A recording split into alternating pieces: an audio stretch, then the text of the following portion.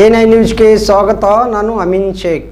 ವೇಮನರ ಚಿಂತನೆ ಬದುಕಿಗೆ ಮಾರ್ಗದರ್ಶಿ ಸಂತೋಷ್ ಬಂಡೆ ಇಂಡಿ ಸಮಾಜದ ಅಂಕುಡೊಂಕುಗಳನ್ನು ತಿದ್ದುವ ಸಮಾಜ ಸುಧಾರಕರಾಗಿ ಜನರಾಡುವ ಭಾಷೆಯಲ್ಲಿ ಬೋಧನೆ ಮಾಡಿದ ಜನಪರ ನಿಲುವಿನ ಮಹಾಯೋಗಿ ವೇಮನ ಅವರ ಚಿಂತನೆಗಳು ಇಂದಿಗೂ ಪ್ರಸ್ತುತವಾಗಿವೆ ಎಂದು ಶಿಕ್ಷಕರ ಸಂತೋಷ್ ಬಂಡೆ ಹೇಳಿದರು.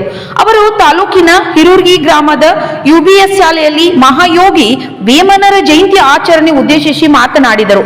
ಕನ್ನಡದಲ್ಲಿ ಸರ್ವಜ್ಞರಿದ್ದಂತೆ ತೆಲುಗಿನಲ್ಲಿ ವೇಮನ ಯೋಗ ವಿಚಾರದಲ್ಲಿ ಅಪಾರ ಪಾಂಡಿತ್ಯ ಹೊಂದಿದ್ದ ಅವರು ಕವಿತೆಗಳಲ್ಲಿ ಸಾಮಾಜಿಕ ನೈತಿಕ ವಿಡಂಬನಾತ್ಮಕ ಸಂಗತಿಗಳಿವೆ.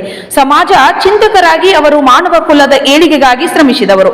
ಅವರ ಚಿಂತನೆಗಳನ್ನ ಜೀವನದಲ್ಲಿ ಅಳವಡಿಸಿಕೊಂಡಾಗ ಮಾತ್ರ ನಮ್ಮ ಬದುಕು ಸಾರ್ಥಕವಾಗುತ್ತದೆ ಎಂದು ಹೇಳಿದರು.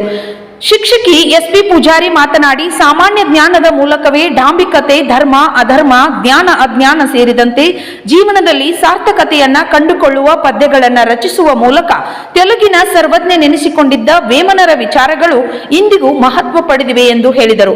ಮುಖ್ಯ ಶಿಕ್ಷಕ ಎಸ್.ಎಸ್. ಅರಬ್ ಅಧ್ಯಕ್ಷತೆ ವಹಿಸಿದ್ದರು.